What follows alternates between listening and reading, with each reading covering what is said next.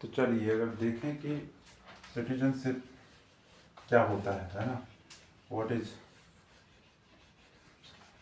Indian constitution के भाग 2 में, भारतीय संविधान में भाग 2 में नागरिकता के बारे में प्रावधान दिए गए हैं। नागरिकता के बारे में बताया गया है। नागरिकता किसी भी देश की सदस्यता होती है और भारत में हर एक व्यक्ति को समान और पूर्ण सदस्यता मिली हुई है। समान और पूर्ण सदस्यता का क्या मतलब है कि कोई भी नागरिक एक दूसरे के बराबर है। कोई भी दोयम दर्जे का नागरिक नहीं है। यहाँ ऐसा नहीं कि this is first class citizen, this is second class citizen, this is third class citizen, और फर्स्ट क्लास सिटीजन को ये सुविधाएं मिलेंगी, सेकेंड क्लास को नहीं मिलेंगी, थर्ड। तो कॉन्स्टिट्यूशन ऐसा फॉर्मली औपचारिक रूप से कोई भी डिक्लेरेशन नहीं करता कि फर्स्ट क्लास सिटीजन या सेकेंड क्लास सिटीजन या फिर किसी भी तरह का डिसएडवांटेज मिलेगा। नागरिकों को संविधान के तौर पर, संवैधानिक तौर पर, कानूनी तौर पर बराबर या फिर समान माना जाएगा। समान, एक समान। हालांकि इन रियल, वास्तविकता में नागरिकों के बीच बहुत सारे भेदभाव हैं, इसमें कोई शक नहीं।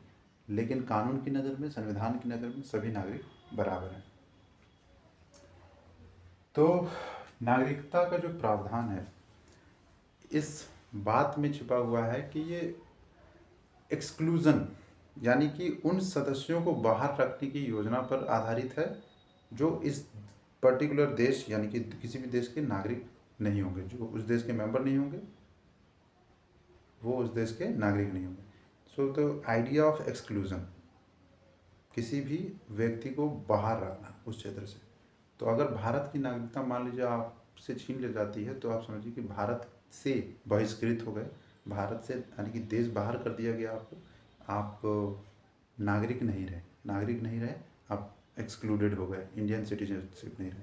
सो एवरी सिटीजन, जो भी नागरिक है भारत का, वो भारत का पूर्ण सदस्य है। अब हम सिटीजनशिप के दूसरे पहलुओं पर बात करेंगे, चर्चा करेंगे।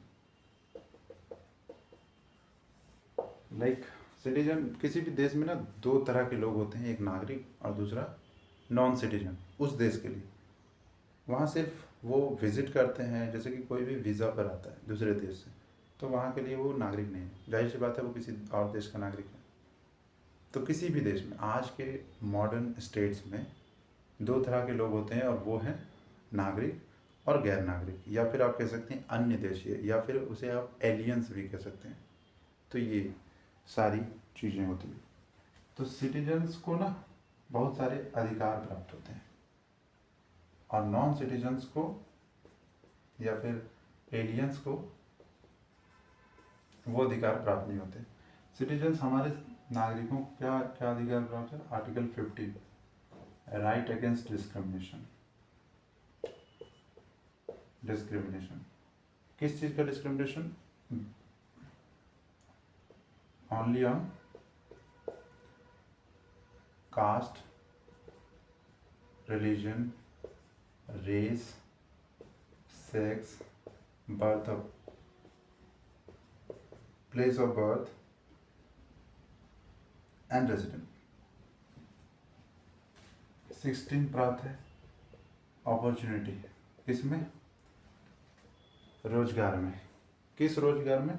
केवल पब्लिक अपॉर्चुनिटी, पब्लिक एम्प्लॉयमेंट में, जो कि राज्य सरकार द्वारा या केंद्र सरकार द्वारा या सत्ता के द्वारा या सरकार के द्वारा प्रावधान की जाती है, दी जाती, प्रोवाइड की जाती, उनमें केवल अपॉर्चुनिटी ऑफ इक्वालिटी है।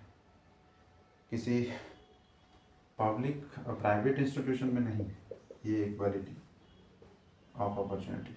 सो प्राइवेट इंस्टीट्यूशन में कॉन्स्टिट्यूशन नहीं कहता कि आपको इक्वालिटी, हाँ वो किसी कानून के द्वारा लाया जा सकता है, वो बात अलग है। तो अपॉर्चुनिटी ऑफ इक्वालिटी है इन matter of employment, public employment. सरकार जो चीज़ें देती है ना, सब, जैसे कि यूपीएससी, हर कोई जो ग्रेजुएट है वो एग्ज़ाम दे सकता है, किसी को भी एक्सक्लूड नहीं करती यूपीएससी कि नहीं नहीं तुम टीयर 2 सिटी से हो, तुम लोग नहीं दे सकते, विलेज से हो तुम लोग कभी नहीं दे सकते जीवन में, अगले 7वें जन्म में दें, ऐसा नहीं कहेगी। सिटीजन को और कौन से अधिकार होते हैं? Right to vote. Right to vote यानी कि मत देने का अधिकार। मत देने के अधिकार में ये अधिकार बहुत बड़ा अधिकार है। इसका एक्सप्रेशन जो है ना, अगर हम इसमें देखें तो एक व्यक्ति को वोट देने का अधिकार है, मतलब कि डेमोक्रेसी में अपना शासन चलाने का अधिकार है, अपने नेता को चुनने का अधिकार है और अपने निर्णय को लेने का अधिकार है। इसका एक्सप्रेशन और भी बहुत बड़ा है, तो उसको बाद में देखें। हालांकि इतना right to vote, at the same time right to contest elections, elections लड़ने का भी अधिकार है। तो ये सारे अधिकार जो होते हैं वो नागरिकों को दिए जाते हैं। ये राइट टू कंटेस्ट इलेक्शन किस में आएगा? अगर मान लो आप पार्लियामेंट का इलेक्शन लड़ रहे हो या फिर लेजिस्लेटिव असेंबलीज का, तो उसमें जो आर्टिकल आपका 81 टू अप्रॉक्सीमेटली 79 के बाद जो भी पार्लियामेंट का फेज आता है, मेंबरशिप वाले सेगमेंट में आप देखेंगे तो पता चल जाएगा कि जो जो रिक्वायरमेंट है उसके अनुसार, जैसे कि कोई भारत का नागरिक होना चाहिए, 25 ईयर्स कंप्लीट होना चाहिए लोकसभा के लिए, राज्यसभा के लिए 35 साल, तो वो आदमी जो है कंटेस्ट कर सकता है इलेक्शन, है ना, नॉमिनेशन फॉर्म भर सकता है। ये सब हो गए सिटीजन के बाद, है ना। अब अगर देखा जाए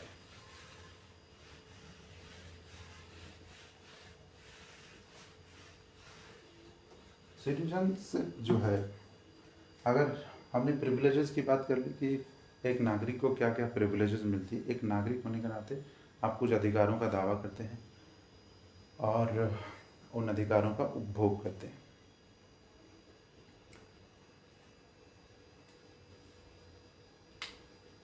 कॉन्स्टिट्यूशनल प्रोविजंस को अगर हम देखें, आर्टिकल 5 to 11, 5 से 11 संविधान के भाग 2 में, संविधान के भाग 2 में 5 से 11 में संविधान मतलब नागरिकता के बारे में बताया गया।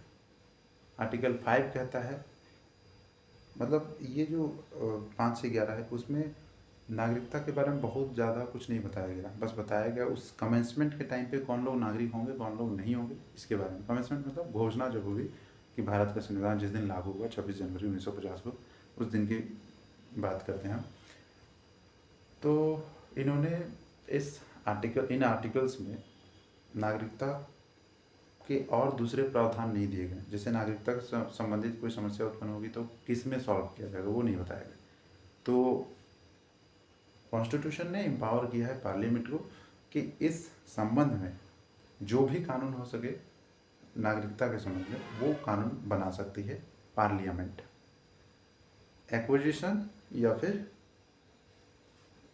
डेप्रीवेशन ऑफ आपका सिटीजनशिप, नागरिकता की हानि या फिर आप कहें कि नागरिकता प्राप्त करने की विधि, तो वो दोनों ही तय करने का अधिकार पार्लियामेंट के पास है अंडर आर्टिकल 11। सो आर्टिकल 5 कहता है जो भारत में रहता है, मतलब कि 26 जनवरी 1950 के टाइम पे जो भारत में रह रहे थे उनमें मतलब ऐसा व्यक्ति जो भारत में रह रहा था और भारत में जन्मा था, कंफ्यूजिंग। तो भारत में रह रहा था और 3 में से एक कंडीशन को फॉलो करता हो, जैसे कि पहला कि वो भारत में जन्मा हो, या फिर उनके माता पिता में से कोई एक भारत में जन्मे हो, भारत के नागरिक हो, उनके माता पिता में से कोई एक भारत का नागरिक हो। तीसरा कि वो 5 सालों से भारत में रह रहा हो, कॉन्स्टिट्यूशन डिक्लेयर होने से पहले, कमेंसमेंट के डेट से पहले 5 सालों से भारत में रह रहा हो, ऑर्डिनरली वो रेसिडेंट रहा हो इंडिया का, तो वो भारत का नागरिक बन सकता है। अगर हम एक लाइन में इसको कह दें तो ऐसा व्यक्ति जो भारत में रहता था, भारत का नागरिक था, रहता था और भारत में जन्मा था, भारत का नागरिक था। ठीक। 6 क्या कहता है? 6 कहता है जो लोग पाकिस्तान से माइग्रेट होकर के इंडिया आ गए, जैसे ही डिवाइड हुआ भारत अनडिवाइडेड इंडिया, फिर डिवाइड हुआ इंडिया, पार्टीशन हुआ, तो डिवाइड हुआ तो माइग्रेशन बहुत बड़े तादाद पे हुआ। सीमा रेखा जहाँ जहाँ मतलब पूर्वी पाकिस्तान और पश्चिमी पाकिस्तान दोनों ही जगहों पे भारी तादाद में माइग्रेशन हुआ। तो ऐसे समय पे जो भी उस पर्टिकुलर टाइम ऑफ पीरियड में माइग्रेट होकर के इंडिया आ गए वो भारत के नागरिक माने जाएंगे। लेकिन इसमें और भी थोड़ा सा एक्सक्लूजन मतलब कि इसमें इंटरप्रिटेशन है। जैसे कि आर्टिकल 6 जो है फिलहाल इसे बंद किया गया।